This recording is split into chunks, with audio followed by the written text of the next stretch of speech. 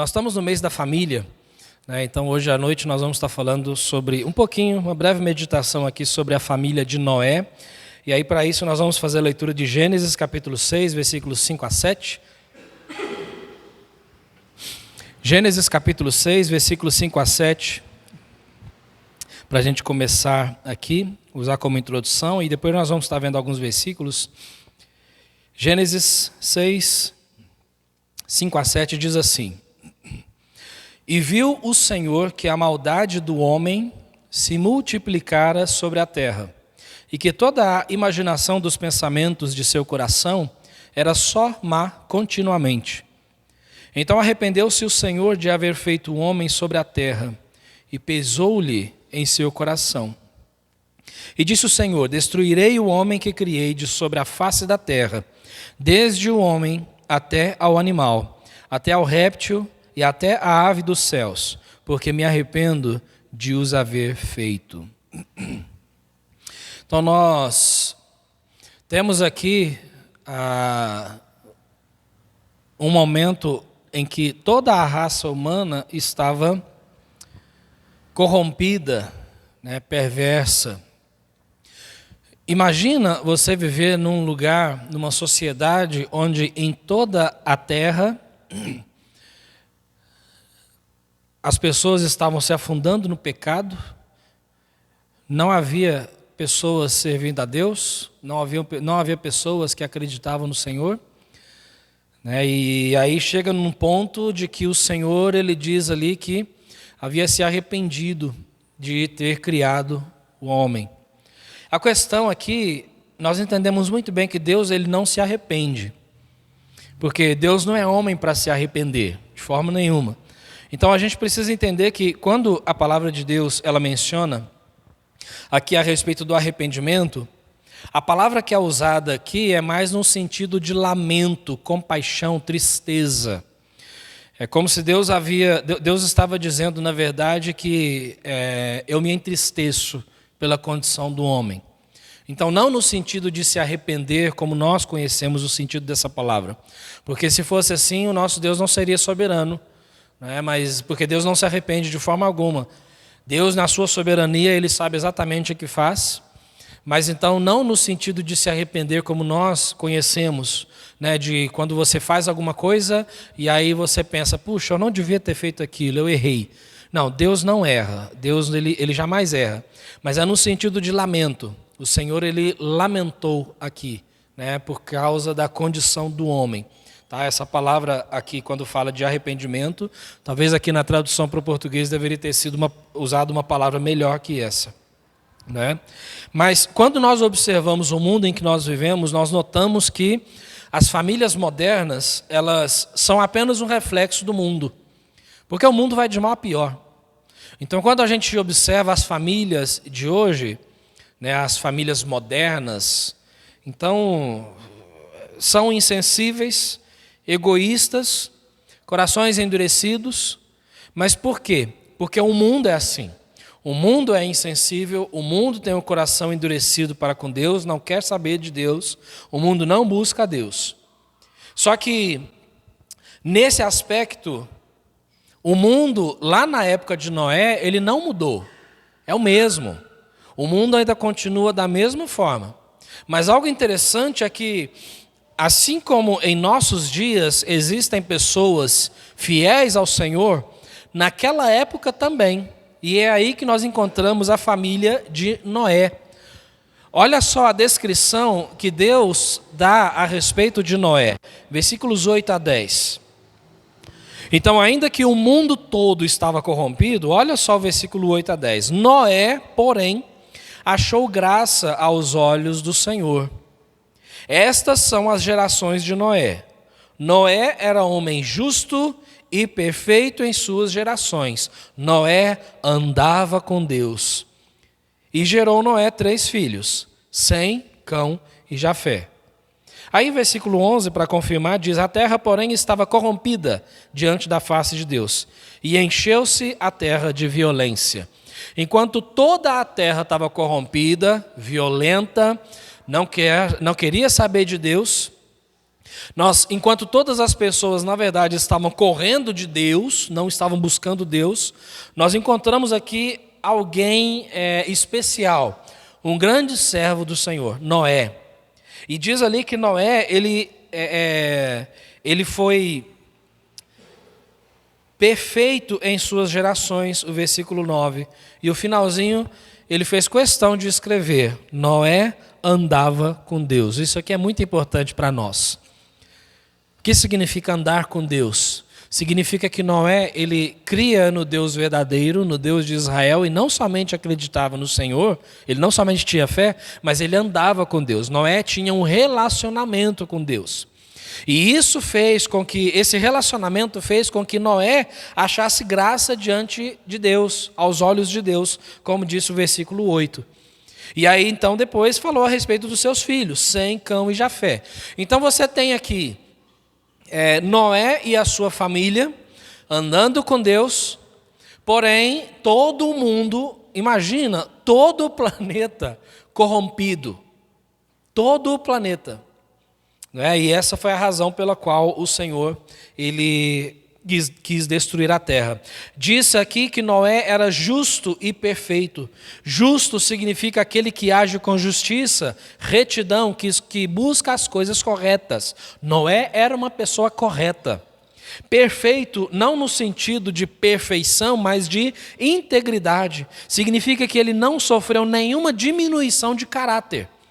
Assim era Noé.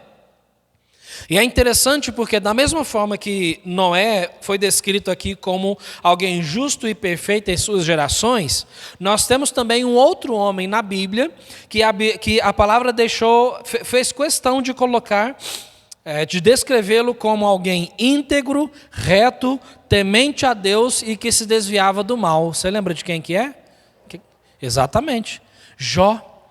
Então olha só que interessante, quando nós vemos ali a descrição de Noé, homem perfeito, reto, justo, Jó, íntegro, reto, temente a Deus, se desviava do mal. É muito interessante isso, quando a Bíblia coloca essa descrição de um homem, de um servo de Deus, porque Provérbios capítulo 20, versículo 6, diz assim: muitos homens proclamam a sua própria bondade, porém o homem fiel, quem o achará? Quem o achará? Então, se esse anseio por achar, por encontrar um homem fiel, já havia esse anseio, essa falta lá naquela época, quanto mais nos dias de hoje. Ainda assim, esse versículo, ele ecoa até hoje. O homem fiel, quem o achará? Porque hoje nós vivemos num mundo ainda que continua sendo corrompido, perverso, violento. As pessoas se desviando de Deus, não querem buscar Deus, e ainda assim, pouquíssimas pessoas que realmente são salvos pela graça de Deus, nem todos esses salvos, mas poucos deles, querem ter um relacionamento íntegro com Deus, um relacionamento pleno com Deus. Noé era um desses, Jó era um desses também. E nós devemos ser dessas pessoas. Então falta pessoas assim, pessoas de integridade, pessoas que zelam pelo seu testemunho, pessoas que buscam servir a Deus com todo o coração. Quando a Bíblia apresenta a descrição de Noé, nós encontramos, quando nós fazemos um paralelo entre duas famílias, porque eu não sei de você, mas sempre que eu penso na família de Noé, a forma com que ele é descrito na palavra de Deus, eu também me lembro da família de Ló.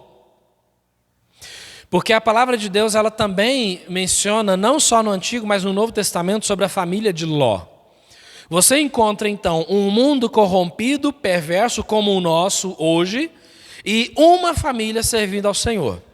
Por outro lado, você encontra também o mesmo mundo corrompido e perverso, e uma família que cedeu às atrações do mundo. Porque quando você observa, a gente não vai ler, mas você pode observar mais adiante, aqui em Gênesis, quando fala sobre a família de Ló. Você lembra o que aconteceu com Ló? Então, Ló, ele foi armar suas tendas em Sodoma, um lugar perverso diante de Deus, e levou a sua família para lá, né? Sequer se preocupou com o ambiente em que ele estaria levando a sua família. E aí o resultado disso é que ele perdeu toda a sua família por causa disso. E a gente vai ver mais um detalhezinho mais adiante sobre Ló. A gente vai fazer um paralelo aqui entre a família de Noé e a família de Ló, tá bom? Mas algo muito sério aqui estava para acontecer. Se olha comigo versículos 13 a 22. Então a gente viu aqui a integridade de Noé. Agora olha o que iria acontecer no versículo 13. Então disse Deus a Noé: o fim de toda a carne é vindo perante a minha face, porque a terra está cheia de violência, e eis que os desfarei com a terra. Faze para ti uma arca de madeira de gofer. Farás compartimentos na arca e a betumarás por dentro e por fora com betume. E desta maneira farás de 300 côvados o comprimento da arca, e de 50 côvados a sua largura, e de 30 côvados a sua altura.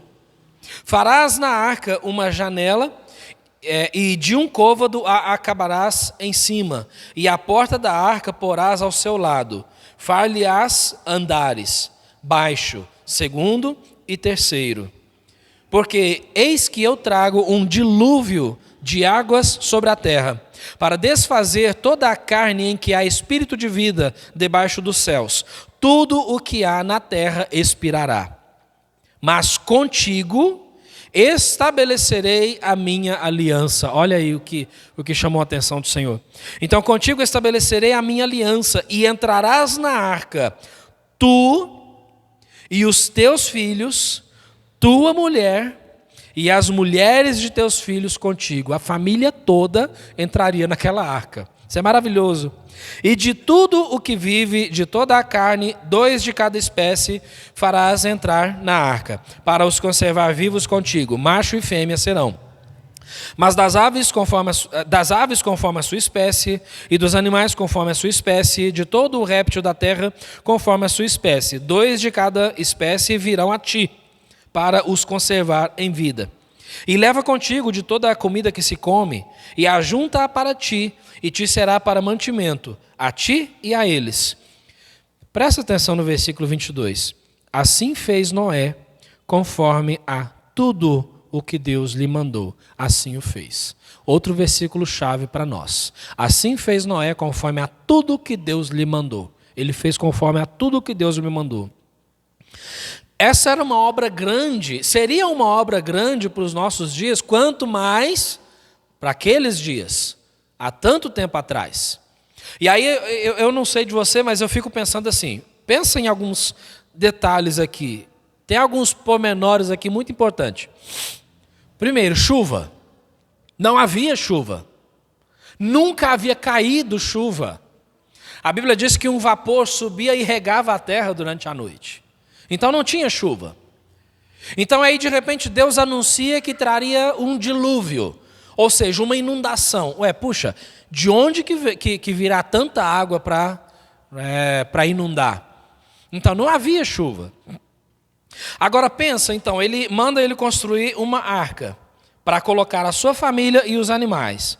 Quando você observa aqui no versículo 15 as medidas da arca, seria aproximadamente 135 metros de comprimento, 22 metros e meio de largura e 13 metros e meio de altura. Gente, isso aqui é um negócio absurdo. Como que ele construiria um negócio tão grande? E claro, eu duvido que ele faria isso sozinho. Com certeza, ele e os seus filhos estariam trabalhando naquela obra. Porque toda a terra estava corrompida, só havia a família dele de justos, como justos. Então imagina, ele não contrataria alguém para toda a terra corrompida, como é que ele faria uma contratação de funcionários para poder fazer aquilo? Não, então Noé construiu com a sua família. Aí a gente vai começando a imaginar como é que foi o processo. Noé ali trabalhando com os seus filhos, construindo aquela obra estrondosa, aí a esposa dele com as suas noras ali, cozinhando, cuidando deles. Aí a gente começa a pensar, e a madeira? Como é que eles conseguiram tanta madeira para construir um negócio tão grande? Noé, ele era agricultor, ele não era madeireiro. E os pregos, e toda aquela estrutura, hoje a gente tem a facilidade, né? Você contrata ali, aluga andaimes, né? E aí monta os andaimes e pode, né, chegar a uma grande altura. Mas e naquela época? Né? Noé não era engenheiro. Deus deu as descrições para ele ali, para ele poder fazer aquela construção, mas Noé ele não era engenheiro.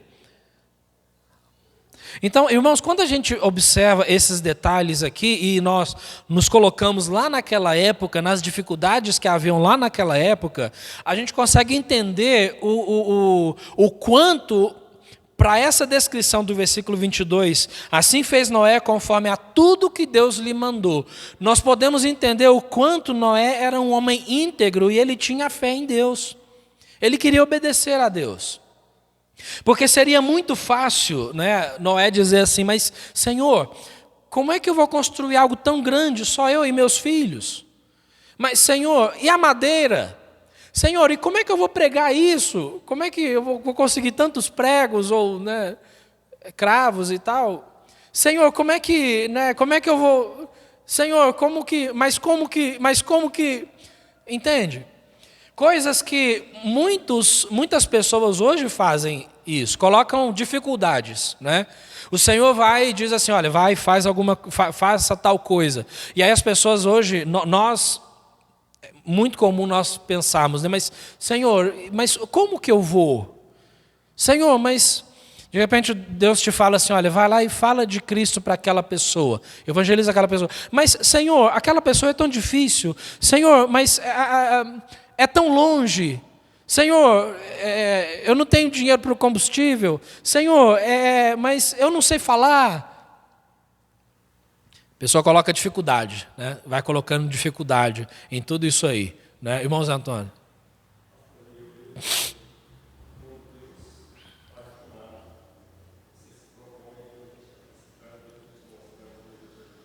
Exatamente.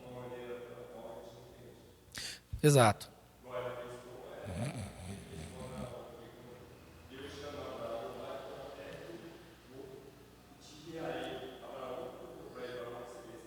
Exatamente. Podemos fazer esse paralelo com Abraão. Porque quando Deus chama, ele capacita. E ele não chamou, ele simplesmente, no chamado de Abraão, ele simplesmente chamou Abraão e disse, Abraão, sai da tua terra, da tua parentela e vai para a terra que eu vou te mostrar. Ele não deu um mapinha, ou não, Abraão, sai e vai. E ele foi. Né? E aqui, nós vemos aqui então, o Senhor disse para Noé, Noé, construa. E ele, diz aqui, fez conforme a tudo que o Senhor lhe mandou. Isso é obediência. E às vezes a gente coloca tanta dificuldade para obedecer a Deus. Né? Ah, eu não vou na igreja porque está frio. Ah, eu não vou, está muito quente hoje. Não, eu estou muito cansado. Não, eu quero isso, eu quero aquilo, eu quero isso, eu quero aquilo. A gente coloca tanta... Não, mas está chovendo tanto. Ah, não vou mexer com isso não, vou ficar quietinho. A gente coloca, né, tanto empecilho e tantas coisas para a gente... não obedecer a Deus em, né, diversas áreas. Ah, eu não vou ofertar para os missionários porque Deus sabe, eu estou apertado. Não, eu não vou dar oferta ou dizimar. Não, eu não vou porque o Senhor sabe, né? O Senhor conhece minhas dificuldades, então... E a gente pensa, parece que muitas vezes a gente pensa assim, não, o Senhor entende. Ah, não, eu não vou, estou muito cansado. Ah, e Deus sabe, Deus entende. É como a gente acha que Deus vai olhar para a gente e falar assim, não, meu filho, eu te entendo, fica tranquilo. Não, irmãos, então, imagina, seria o mesmo que Noé chegar para o Senhor e dizer assim, Senhor, mas não tem madeira, não tem trabalhadores suficientes, eu não sei como é que eu vou construir algo tão grande.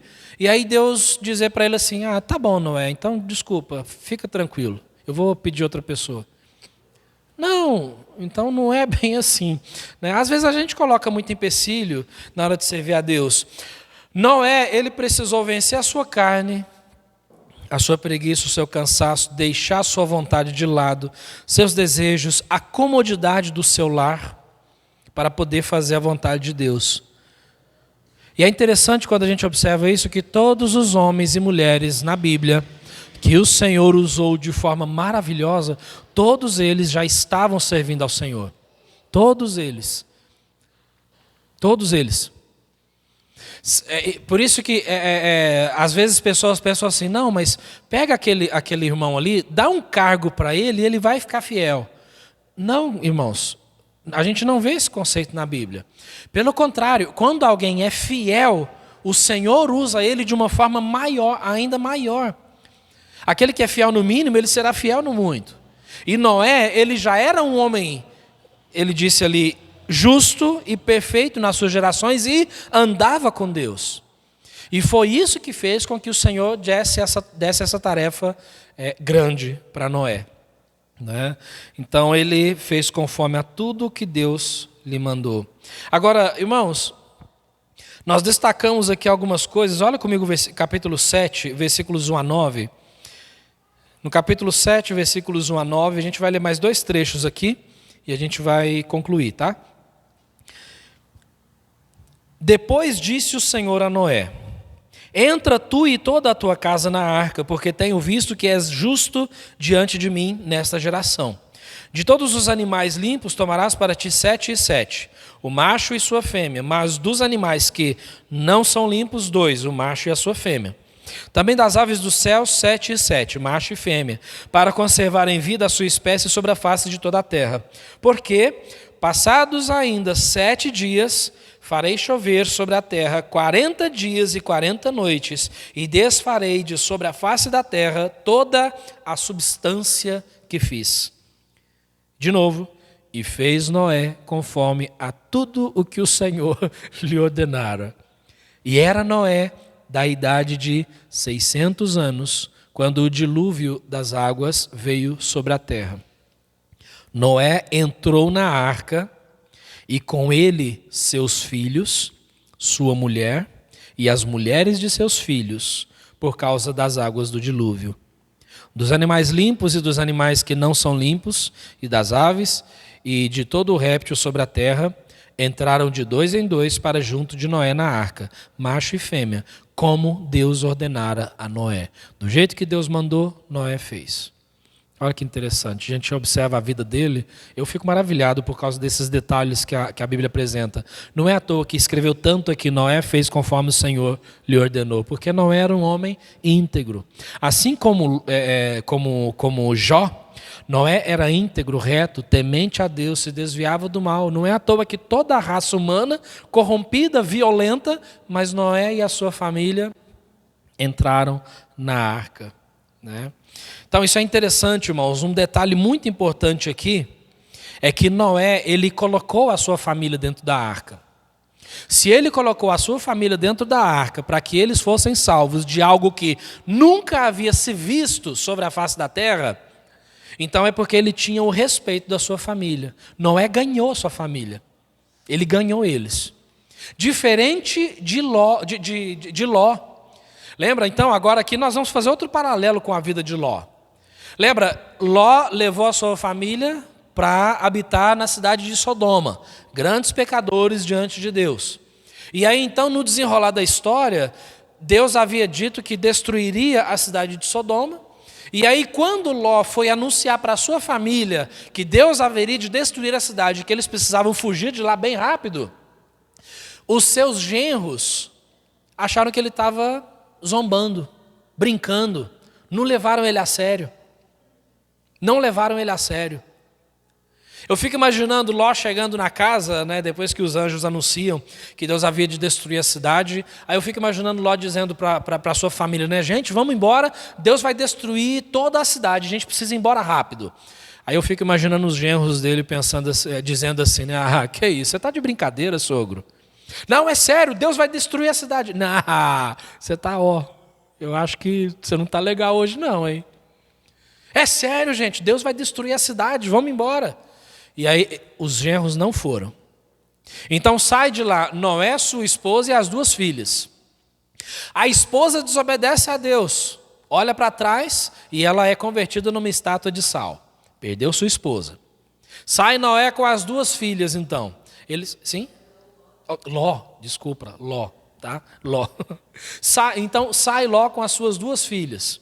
E aí eles vão lá ficar dentro de uma caverna, as 2 filhas enganam seu próprio pai, se deitam com ele para terem filhos dele, para que a geração deles pudesse ser continuada. Aí você tem um homem viúvo, sem os 2 genros, né, 2 viúvas também, porque todos desobedeceram a Deus, com 2 filhas grávidas do próprio pai. Misericórdia, irmãos. Olha só que destruição. Mas sabe, essa mesma destruição tem acontecido com as famílias de hoje. Essa mesma destruição. Né? Então, Noé era um grande servo de Deus, homem justo diante de Deus, e por isso ele teve o respeito da sua família. E todos entraram na arca, 8 pessoas. Noé, ele era muito diferente de Ló. A família de Noé não era perfeita, porque logo em seguida eles erraram. Houve um problema grave ali. Mas Provérbios capítulo 20, versículo 7, é um versículo muito interessante, porque diz assim: o justo anda na sua sinceridade, bem-aventurados serão os seus filhos depois dele. Bem-aventurados serão os seus filhos depois dele. Por quê? Porque o justo anda na sua sinceridade. Né? Então, irmãos, a nossa família precisa ver seriedade e fidelidade em nós. A nossa família precisa ver isso. Né? E assim nós podemos ser instrumentos nas mãos de Deus, para que o Senhor possa transformar a nossa família. Ele pode nos usar. No desenrolar da história, concluindo, chegaram as águas do dilúvio, uma grande chuva que durou 40 dias e 40 noites, tudo que vivia na terra morreu, milhões e milhões e milhões de pessoas. Noé, sua esposa, seus filhos e suas noras ficaram todos juntos, unidos dentro da arca. E o Senhor fez questão de fechar Ele próprio a porta da arca. Deus fechou a porta da arca. Nós imaginamos talvez muitas pessoas que não acreditaram em Noé batendo, esmurrando aquela porta querendo entrar. Mas nem mesmo Noé era capacitado para abrir aquela porta, porque quem fechou a porta foi o Senhor. Deus fechou aquela porta. E aí então, quando as águas que duraram ali aproximadamente 370 dias baixaram, o que Noé fez com a sua família quando desceram da arca? Capítulo 8, para a gente concluir, versículos 18 a 22. Então Noé e seus filhos, e sua mulher, e as mulheres de seus filhos com ele, todo animal, todo réptil e toda ave, e tudo que se move sobre a terra, conforme as suas famílias, saiu para fora da arca. E edificou Noé um altar ao Senhor, e tomou de todo o animal limpo e de toda a ave limpa, e ofereceu holocausto sobre o altar. E o Senhor sentiu o suave cheiro, e o Senhor disse em seu coração: não tornarei mais a amaldiçoar a terra por causa do homem, porque a imaginação do coração do homem é má desde a sua meninice. Nem tornarei mais a ferir todo o vivente, como fiz. Enquanto a terra durar, sementeira e cega, e frio e calor, e verão e inverno, e dia e noite, não cessarão, enquanto a terra durar. Né? E aí você vê que o Senhor faz uma aliança com ele, né? Coloca um arco no céu. Então é uma história muito, muito bonita, mas também é muito séria. Porque Deus fechou a porta daquela arca. Mas Noé e sua família estavam salvos. Como que Noé conseguiu fazer isso? Noé não fez, Deus fez. Porque Noé, ele era fiel ao Senhor. E esse versículo que nós lemos, o justo anda na sua sinceridade, bem-aventurados serão os seus filhos depois dele, Provérbios 20, versículo 7, cumpriu-se na vida de Noé. Noé era justo e sincero, bem-aventurado foi os seus filhos depois dele. Né? Então, faltam homens como Noé, que conseguiriam colocar a sua família dentro da arca. Aí a pergunta que fica é: será que nós, como pais, mães, maridos, esposas, filhos, será que nós, como família, nós temos o respeito da nossa família o bastante para que, se fosse necessário colocá-los dentro da arca, nós conseguiríamos colocar a nossa família dentro da arca? Com certeza, alguém que é respeitado pela sua família conseguiria. Então, que o Senhor nos ajude a amar a nossa família, né, e termos tal respeito e amor por ela e tal respeito e amor dela, que todos nós juntos, se fosse necessário, nós entraríamos na arca juntos. Amém? Então, que Deus nos abençoe, irmãos.